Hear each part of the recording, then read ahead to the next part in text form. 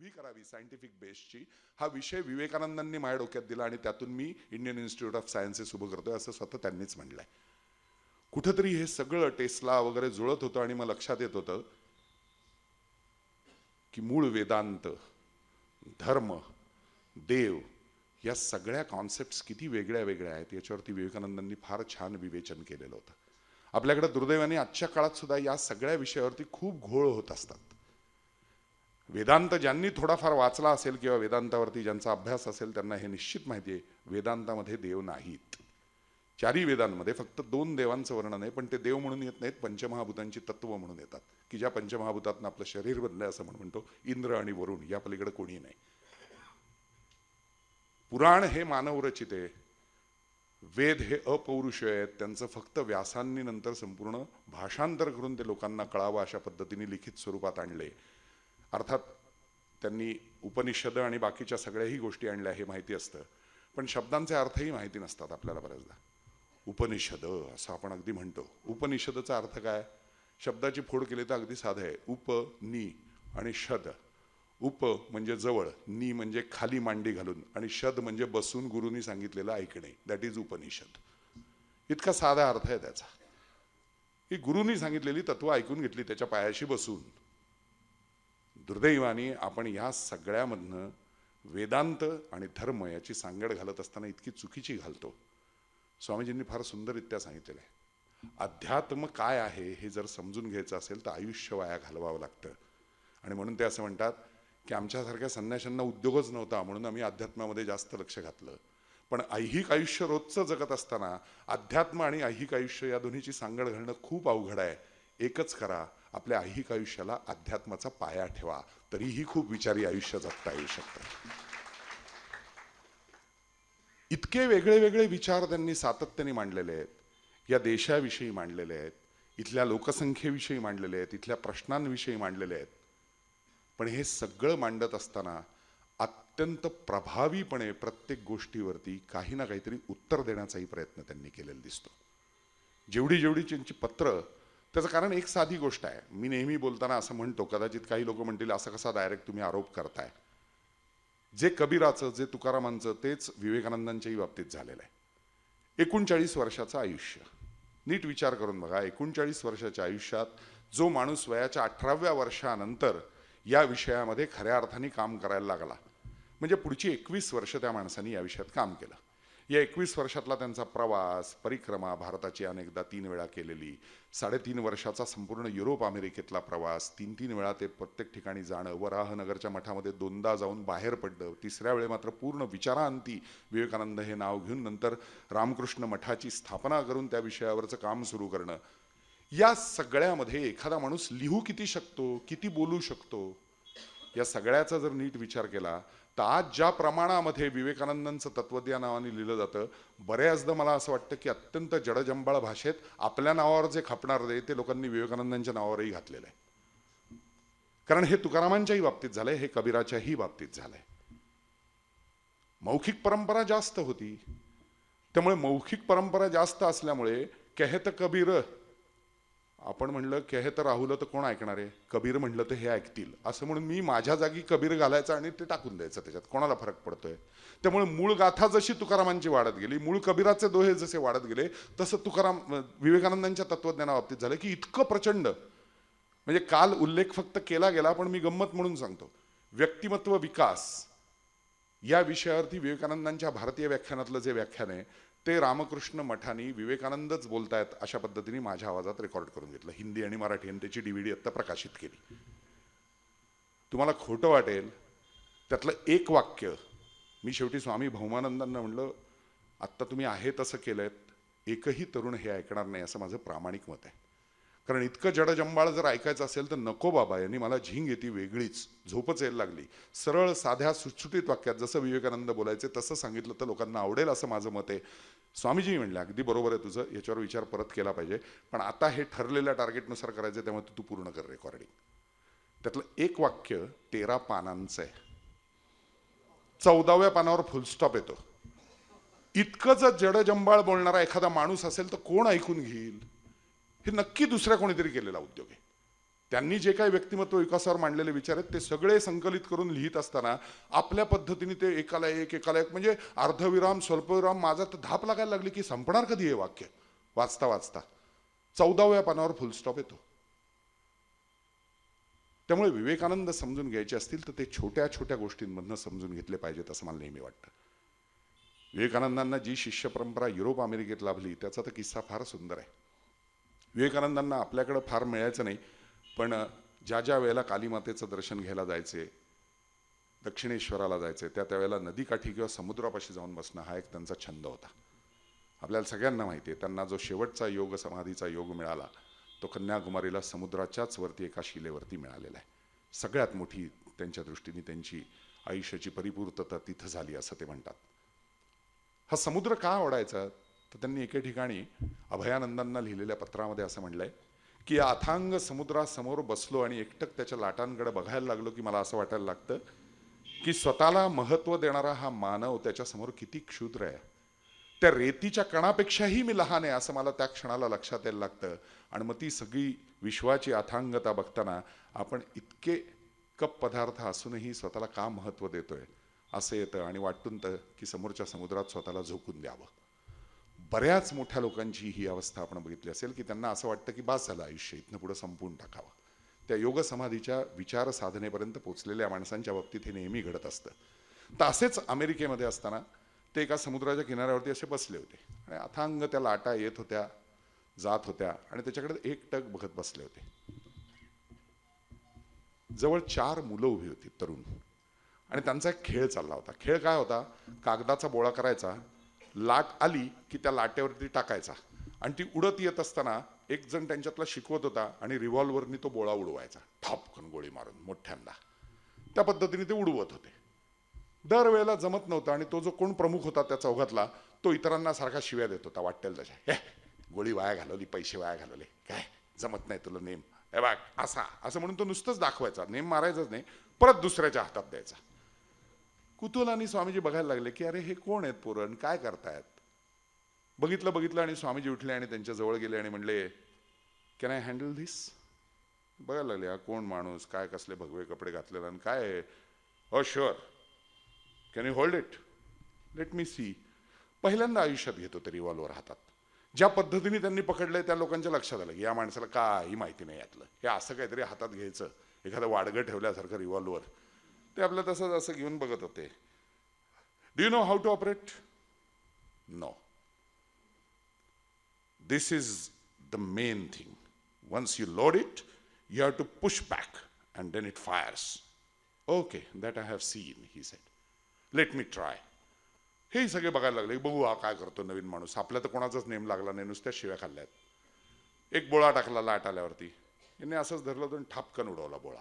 अरे ते म्हणले आम्हाला येडा बनवतो काय, तू फार हँडल केलंय चांगलं हे पिस्तूल. ते म्हणले नाही खरंच आयुष्यात पहिल्यांदा हातात घेतोय मी, असल्या कुठल्या शास्त्रांच्या कधीच जवळ गेलेलं नाही, लांबून फक्त ऐकलेलं होतं त्या विषयावरती, आज पहिल्यांदा जवळून बघतोय, हातात घेऊन बघतोय. नाही पण ज्या पद्धतीने तुम्ही मारलात, ज्या पद्धतीने म्हणजे काय म्हणले. नाही म्हणे आम्ही कसं असं नेम धरून त्या वरच्या अँगलमधनं बघतो वगैरे. ते म्हणले नाही हो, मला असं काहीच माहिती नाही आहे. असं मारतात का, बरं असं. म्हणून त्यांनी असा नेम बिम असं बरोबर आहे का म्हणून त्यांनाच विचारलं. हो म्हणले. परत टाकला बोळा, परत उडवला. हे म्हणले हे बिगिनर्स लक दिसतंय म्हणले, सारखंच तुझ्याकडनं उडत आहे, एक 4 वेळा सलग करून दाखव तर आम्ही मान्य करू. तिसऱ्यांदा टाकला उडवलं, चौथ्यांदा टाकला उडवलं. ते म्हणले हा माणूस आपल्याला फसवतोय, हा फार चांगला रिव्हॉल्वर हँडल करणार आहे, उत्तम नेमबाज आहे. ते म्हणले खरंच नाही. मग म्हणले तुला जमलं कसं. ते म्हणले फार सोपं आहे म्हणले. एकाग्रता हा विषय मी माझ्या गुरूंकडनं इतका उत्तम शिकलोय म्हणले की कुठलीही वस्तू, त्या वस्तूमधलं शास्त्र आणि जे करायचं त्याची एकाग्रता, या 2 गोष्टींचा संबंध जो जोडता आला तर तुम्हाला परिणाम साधता येतो असं गुरुजींनी मला सांगितलं होतं. आणि मी लांबून फक्त ते बघत होतो आणि पहिल्यांदाच आत्ता हे करतोय. हे म्हणले असं कधी शक्य आहे का. ते म्हणले काम करूया, तुमच्यामधला सगळ्यात कमी नेम कोणाचा आहे ते सांगा. तर ते ज्याचं रिव्हॉल्वर होतं तो म्हणला हा बकवास, सगळ्या गोळ्या वाया घालवल्या याने. ठीक आहे म्हणले तू इकडे आहे. स्वामीजींनी त्याच्या हातात पिस्तूल दिलं आणि त्याला 3च फक्त गोष्टी सांगितल्या. इथनं गोळी उडणार आहे, तू काहीही नाही केलंस तरी खटका दाबला तर उडणारच आहे ना. हो. मग लक्ष इकडं कशाला देतोयस म्हणले. जे उडवायचे तिथे लक्ष दे ना. तो म्हणला अरे हो, एकाच वेळेला माझं दोन्हीकडे लक्ष जात आहे, गरज नाहीये म्हणले. इथनं उडणारे याच्यावर जर विश्वास असेल हातातल्या यंत्रावरती, तर इकडे बघू नकोस, बघ तिथे, आणि पूर्ण लक्ष त्याच्यावरती केंद्रित कर. आणि त्याच्यावरती लक्ष केंद्रित केल्यानंतर तू फक्त त्याला तुम्ही जे काय अँगल म्हणता, तो अँगल त्याचा बरोबर आहे का एवढं बघ. शेवटी सुटणारी गोळी आहे त्याच्यात पॉईंट चाच फरक आहे ना म्हणले. बाहेरच्या डायमीटरचा, मधनं जी गोळी सुटणार आहे तो एम तोच आहे. तेवढंच फक्त तू कर, आणि तेवढं केलंस तर तुला साध्य होईल. 2-3 वेळा त्यांनी आधी नुसतंच ते आपल्याला जमतंय का असं बघितलं, आणि त्यांनी उडवलं, एका क्षणात बोळा उडला. उरलेले तिघं आश्चर्यचकित झाले होते की हे काहीतरी वेगळंच आहे. ते म्हणले आम्हाला शिकवा, आम्हाला शिकवा. ते म्हणले एका गोष्टीवरती शिकवीन. माझ्या गुरूंनी सांगितलं होतं, एकाग्रता ही हिंसेसाठी नाही किंवा कुठल्याही वाईट गोष्टीसाठी नाही, सगळ्यात चांगल्या गोष्टींसाठी वापरता येते. या सगळ्याच गोष्टींमध्ये तुम्ही जर ती वापरणार असाल तर मी तुमच्याबरोबर राहायला तयार आहे. 3 दिवस पुढचे स्वामीजी त्या तरुणांबरोबर होते. सगळी अमेरिकन युथ, अत्यंत त्या फुटपाथवरती बायसिकल थीफमध्ये दाखवले तशा पद्धतीच्या काळातली. पण स्वामीजींबरोबर राहून त्यांनी जे 3 दिवसामध्ये अचीव्ह केलं, जेराल्ड नावाच्या त्यातल्या मुलाने असं लिहून ठेवलंय की पुढं स्वामीजी तिथे असताना संपूर्ण वेळ स्वामीजींचे संरक्षक म्हणून आणि शिष्य म्हणून ते चौघही जण संपूर्ण अमेरिकेभर त्यांच्याबरोबर इंडत होते. की बस या माणसाबरोबर राहायचं, आपल्याला बरंच काही शिकायला मिळेल, या माणसाबरोबर राहायचं, आपल्याला सगळं कळतंय की नाही त्यातलं वेदांतातला हा विषय वेगळा. सहजगत्या स्वामीजींनी फक्त मिळवलेली ह्या 4 गोष्टी होत्या. मग पुढे भगिनी निवेदितांपासून अनेक लोक त्यांना भेटली. भगिनी निवेदितांचे त्यांचे तर संवाद फारच वेगळे आहेत. तो विषयच इतका वेगळा आहे की भगिनी निवेदितांचे त्यांची जी काय भांडणं झालेली आहेत एकूण सगळी, म्हणजे प्रॅक्टिकल पॉलिटिक्स असा शब्द जो आपण वापरतो की आत्ताच्या प्रचलित राजकारणामध्ये चांगल्या लोकांनी यायला पाहिजे, याच्यावर रोज काहीतरी चालू असतं बघा. चांगली लोक येत नाहीत म्हणून हो, हे निवेदिताही त्यांना म्हणलेत की तुम्ही का नाही जात राजकारणात. सगळ्या विषयांवर भाष्य आहे त्यांचं. बेलूर मठामध्ये लोकमान्य गेले होते तेव्हा काँग्रेसच्या चळवळीवरती ते विवेकानंदांशी त्यांच्या चर्चा झालेल्या आहेत, त्याविषयी त्यांनी लिहून ठेवलंय. पुण्यामध्ये येत असताना पहिल्यांदा ज्यावेळेला परिचय झाला तेव्हा लोकमान्यांच्या दृष्टीने हा कोण एक संन्याशी अशी, कारण ट्रेनमध्ये भेट झाली होती, विदाऊट तिकीट प्रवास करत होते, खिशात पैसेही नव्हते. कोणतरी माणूस आहे पुण्याच्या दिशेने चाललाय म्हणून लोकमान्य त्याला घेऊन आले, चल आमच्या विंचुरकर वाड्यावर राहा बाबा, एक संन्यासी म्हणून. मग बोलताना लक्षात आलं की अरे बापरे, हे फारच मोठं काहीतरी वेगळं प्रस्थ आहे, आपल्याला वाटलंच नव्हतं असं काही. मग बेलूर मठाला ज्यावेळेला लोकमान्य प्रत्यक्ष गेले त्या खिलाफत चळवळीच्या मुवमेंटवरनं पुढे, त्यावेळेला तिथं त्यांची 4-5 दिवस जी काय चर्चा झाली, त्या चर्चेमध्ये काँग्रेसची चळवळ त्यावेळेला स्वातंत्र्यासाठी चाललेली, आत्ताच्या काँग्रेसविषयी मी नाही बोलत आहे, ती चळवळ आणि त्या दृष्टीने पुढे दिशा देण्याच्या दृष्टीने या भारताच्यासाठी काय होऊ शकतं, कारण 2च विषयावर चर्चा होऊ शकत होती, एक तर वेदांत नाही तर काँग्रेस चळवळ. याच्या पलीकडे त्या दोघांमधला कुठलाही कॉमन फॅक्टर नव्हता. पण त्या वेदांतावरती चर्चा झाली. केसरीच्या 2 अंकांमध्ये त्या विषयावरती लोकमान्यांनी पण लिहिलेलं आहे की मी बेलूर मठात काय काय चर्चा केली.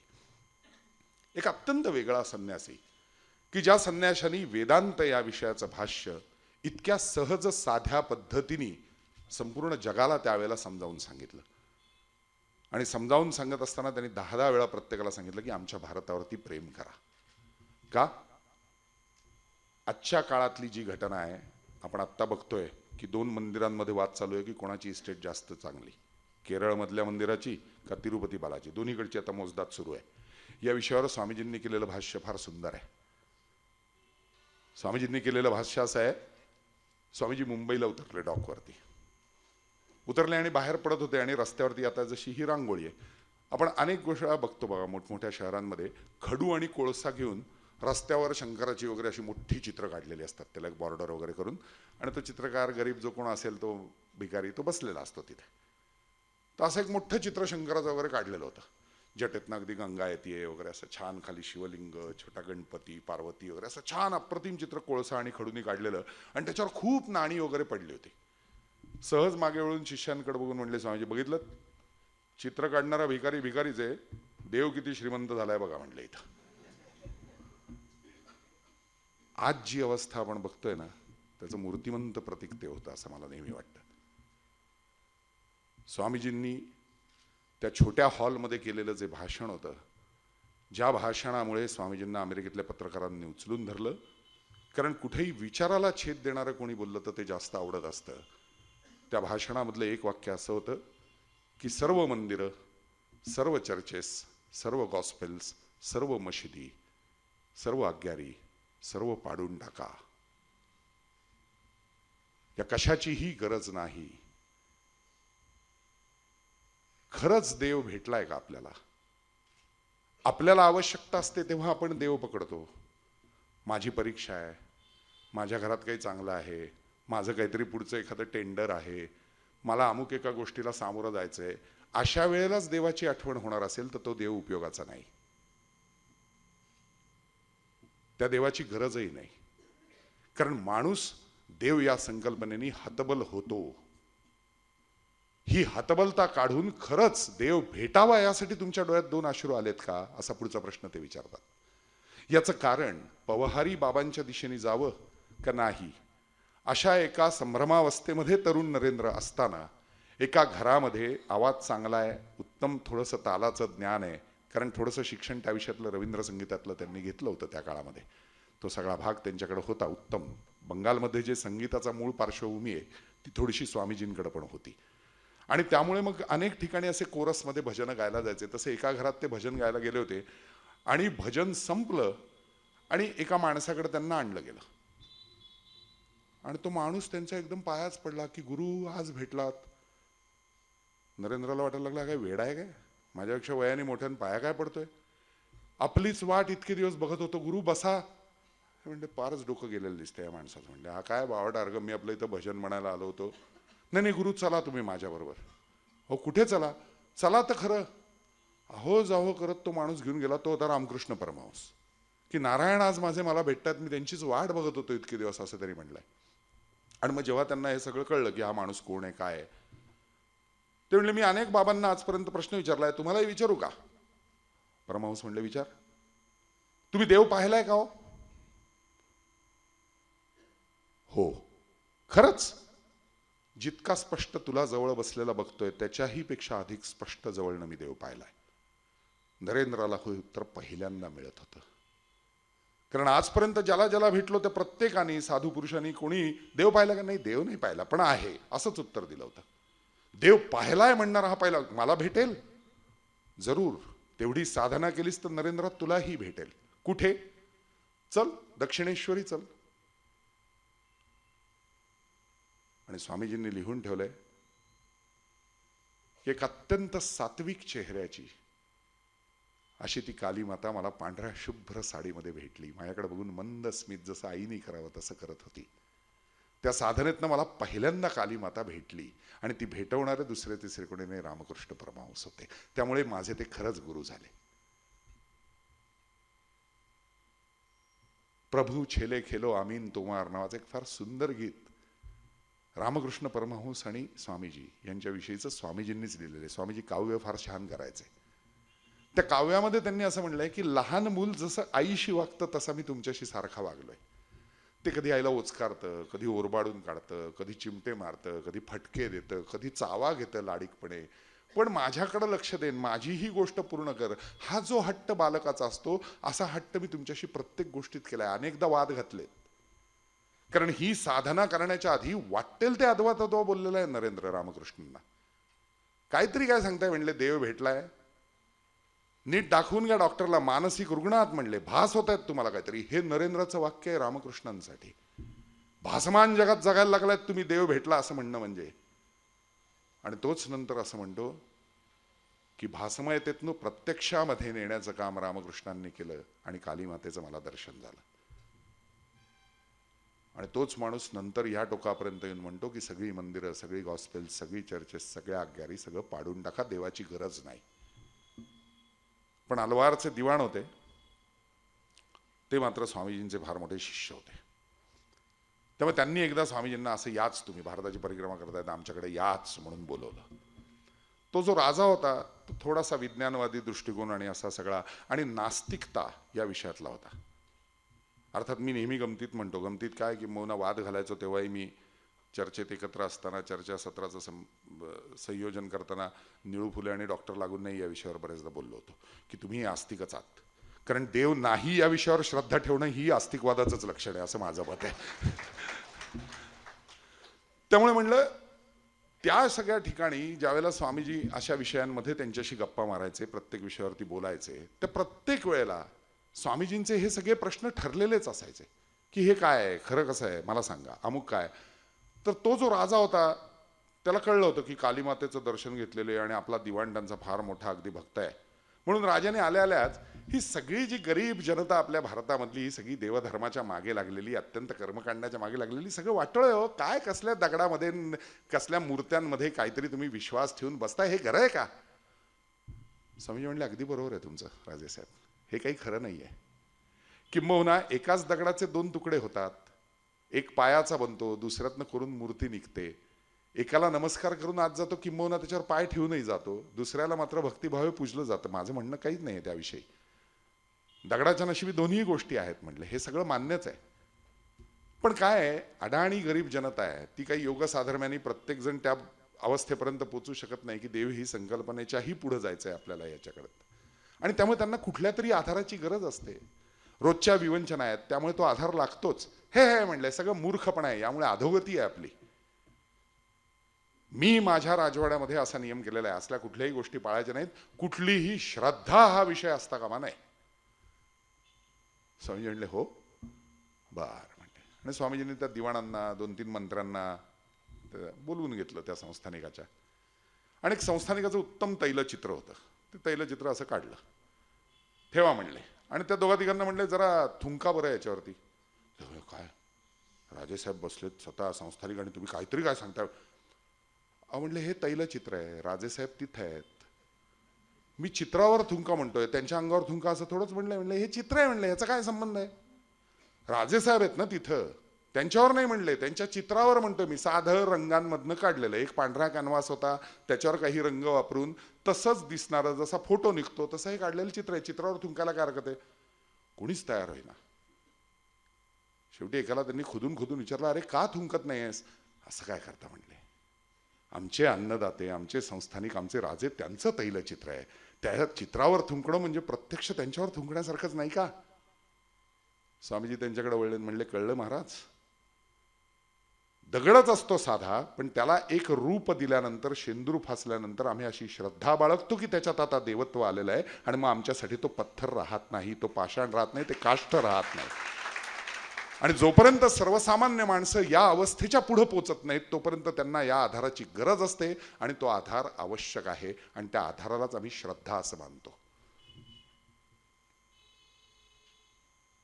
पण मद्रासमधनं ज्या वेळेला त्यांना वर्गणी काढून पहिल्यांदा या सगळ्या धर्मपरिषदेशी जावं असं शिष्यांनी आग्रह केला, त्याला स्वामीजींचं मन तयार नव्हतं. किंबहुना पहिल्या 2 वेळेला वर्गणी गोळा केल्यानंतर शेवटच्या क्षणी स्वामीजींनी नकार दिला आणि सगळे पैसे गरिबांमध्ये वाटून टाकायला सांगितले. का? रामकृष्णांची ही शिकवण होती. रामकृष्ण ज्यावेळेला पहिल्यांदा दौऱ्यावरती गेले आणि सगळ्या काशी विश्वेश्वर वगैरे अशा सगळ्या तीर्थस्थळांना भेटी देत होते, तेव्हा आजच्या काळात जसं वेगवेगळ्या गोष्टींसाठी स्पॉन्सर असतात, कोणीतरी प्रायोजक असतात, तसं त्या एका महायात्रेचा एक स्पॉन्सर होता, मोठा शेठ होता. एका घाटावरती गेले, प्रचंड भिकाऱ्यांची, गरिबांची, लोळ्या पांगळ्यांची अशी सगळी रांग बघितली, आणि अचानक सगळा जथ्था सोडून रामकृष्ण परमहंस त्यांच्यात जाऊन बसले. तर जथ्याचे जे प्रमुख होते, जे स्वामीजींसाठी मी एवढे पैसे दिलेत रामकृष्णांसाठी आणि त्यांच्याबरोबर त्यांचे शिष्य येणार म्हणून, स्वामीजी काय वेड्यासारखे त्यांच्यात जाऊन बसले. म्हणून ते म्हणले, अहो इथं काय बसलात, चला चला, ही सगळी भुकेली माणसं आहेत म्हणले, यांना सगळ्यांना अन्न द्या, बाकीचे खर्च नाही केला तरी चालेल दौऱ्याचा, पण यांना अन्न द्या, मी यांच्यातच बसून राहणार, यांना अन्न मिळत नाही. हा वेडेपणा आहे, वेडेपणा नाही, हेच महत्वाचं आहे म्हणले. जोपर्यंत यांना तुम्ही काही देत नाही तोपर्यंत मी इथनं उठणार नाही. आणि त्या सगळ्यांना त्यांनी त्या स्पॉन्सरला अन्न वाटायला लावलं, स्वतःही वाडग्यात एक घेतलं, त्यांच्याबरोबर खाल्लं, आणि मग रामकृष्ण उठले आणि म्हणले, हां आता पुढच्या भागात जाऊया, तुमचे संपले असतील पैसे तर इथनं परत जाऊ, पण इथून पुढे लक्षात ठेवा, अशी माणसं दिसतील त्यांना आधी द्यायचं. हाच विचार बरोबर परावर्तित झालेला पुढे विवेकानंदांच्या काळात दिसतो. पंजाबच्या दुष्काळाच्या काळात एक शिष्टमंडळ त्यांना भेटल्याची नोंद आहे. त्या शिष्टमंडळातला प्रमुख येऊन म्हणला, गायींचं संरक्षण, भाकड गायींचं वगैरे करण्यासाठी आणि या सगळ्या अशासाठी आम्ही एक चंदा गोळा करतोय, आणि एक खूप मोठं असं आम्ही तयार करतोय की जिथे या सगळ्या भाकड गायी बांधल्या जातील, बैल बांधली जातील, बेवारस आणि अशी सगळी जनावरं असतील, त्यांना सगळ्यांना चारा वगैरे, तर त्यासाठी काही चंदा गोळा करतोय, त्यात आपण काही मदत कराल का. स्वामीजींनी चक्क नकार दिला. हट म्हणले, जनावरांपेक्षा माणसं जगणं आधी महत्वाचं आहे. त्यांना जगवताय का तुम्ही? दुष्काळामुळे कितीतरी माणसं अशी आहेत, पहिलं त्यांना जगवा, मग बाकीच्यांचा विचार करा. कुठंतरी वेगळ्या पद्धतीने, मी मुद्दाम बादरायण संबंध जोडत नाहीये, पण गाय हा एक उपयुक्त पशु आहे. भाकड झाल्यानंतर कापून खाल्लात तरी चालेल, मूर्खासारखं गोमाता म्हणून जगवत बसू नका, हे सावरकर म्हणतात. या विचारांचं कुठंतरी पाया तिकडे आहे का काय, असं मला मनातनं वाटायला लागतं. आणि मग हिंदुत्व म्हणजे काय, वेदांत म्हणजे काय, आपल्यापर्यंत पोचवलेला खरा भाग काय, आणि आपण दुसऱ्या माणसामध्ये परमेश्वरी अंश शोधणं म्हणजे काय, या विषयावरती विवेकानंद जे विवेचन करतात ते विवेचन जास्त जवळचं वाटायला लागतं. विवेकानंदांनी असे कितीतरी घटना पत्रांपासून अनेक ठिकाणी लिहून दिल्यात. आपल्यापैकी कित्येकांना एक गोष्ट माहिती नसते. पुण्यामध्ये आमच्या सिम्बायसिसच्या शेजारी एक खूप मोठा स्तूप उभारलेला आहे आणि तिथं आंबेडकरांच्या पुस्तकांचं संग्रहालय केलेलं आहे. हा वाचनालयाचा विषय आहे म्हणून फक्त जाता जाता मुद्दाम हा महत्त्वाचा विषय सांगतो. जवळजवळ 40,000 पुस्तकं आहेत तिथं, वेगवेगळ्या लायब्ररीजची आहेत. त्याचे शिक्के आजही तसेच आहेत. काही फ्रेंच राज्यक्रांतीपासून वेगवेगळ्या काही क्रांत्यांवरची काही पुस्तकं आहेत, काही वेगवेगळ्या देशांच्या नियमावल्या आहेत. या सगळ्याचा अभ्यास करून भारतीय घटना शब्दांकित करण्याचं काम आंबेडकरांनी केलं. त्याचं कारण आंबेडकर हे घटनेचे शिल्पकार वगैरे म्हटलं तर पण लोकांना माहिती नसतं. 56 माणसं त्या कमिटीत होती, सर्वपल्ली राधाकृष्णनांच्या अध्यक्षतेखाली. त्याच्यातल्या ड्राफ्टिंग कमिटीमध्ये आंबेडकर होते. त्याच्यात अजून 2 माणसं होती, मेहता आणि वाणी. त्यातले एक आजारी पडले, एकांनी नकार दिला, कारण त्यांच्या लक्षात आलं जो शब्दांकित करेल तो सुळावर जाईल, जरा जरी एक शब्द इकडचा तिकडं झाला तर. आणि मग एकट्या आंबेडकरांनी 14 दिवस 24 तास डोळ्यात तेल घालून प्रत्येक घटना, इंग्लंडच्या राज्यघटनेपासून सगळ्याचा अभ्यास करून, फ्रेंच राज्यघटनेपासून सगळ्याचा अभ्यास करून भारतीय घटना कशी असावी याचं आदर्श चित्र शब्दांकित केलं. इतर सगळ्यांनी मग त्याला मान्यता दिली.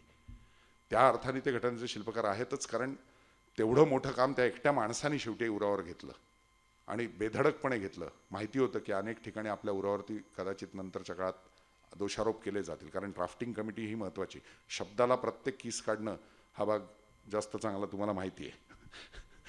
वकील आहेत म्हणून सांगितलं. त्यामुळे अशा परिस्थितीमध्ये आंबेडकरांनी ते केलेलं काम आहे, हे फार महत्त्वाचं आहे.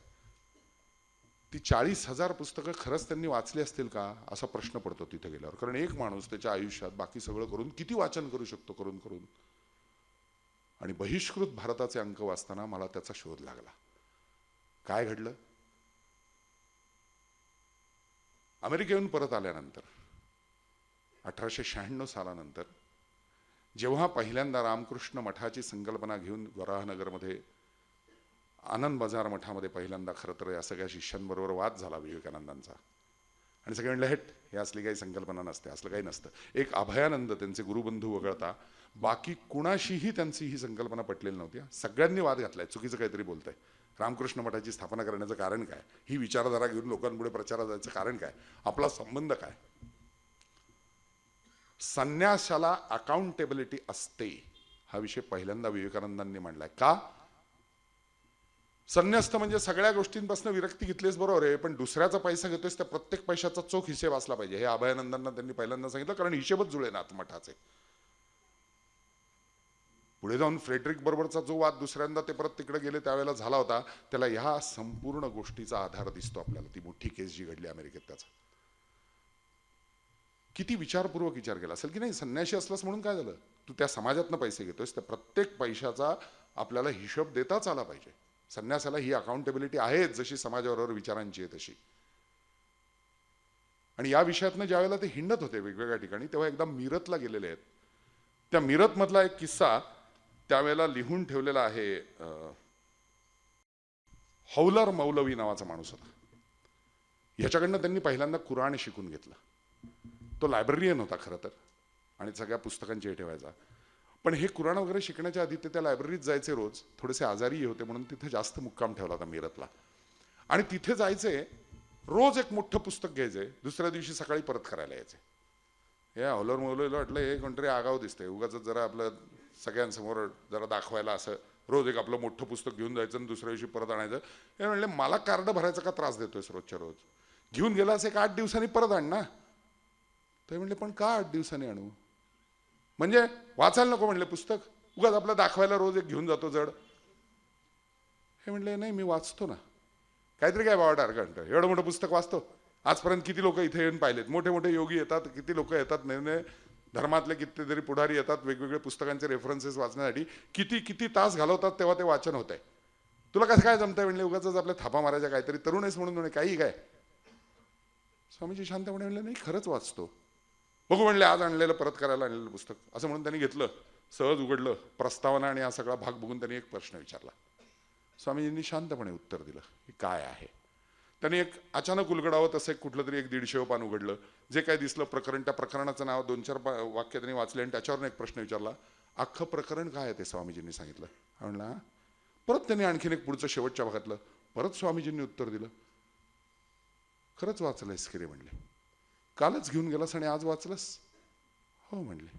कसं? ते म्हणले मायक्रो रिडिंग नावाचा एक प्रकार माझ्या गुरुजींकडनं मी शिकलोय.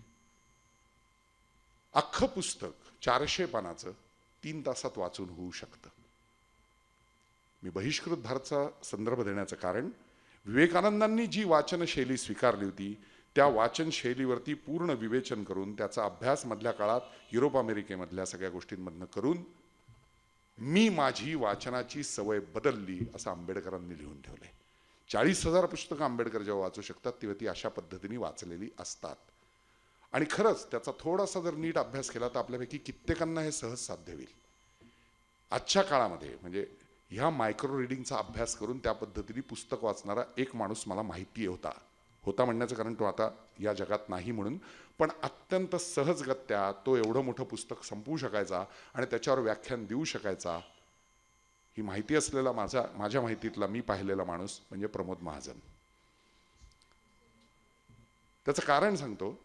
देवीदास नावाच्या त्यांच्या वर्गमित्रांनी प्रमोद महाजनांच्या हत्येनंतर त्यांच्याविषयी महाराष्ट्र टाइम्समध्ये खूप मोठा लेख लिहिला होता की माझा मित्र काय आहे आणि कसा आहे.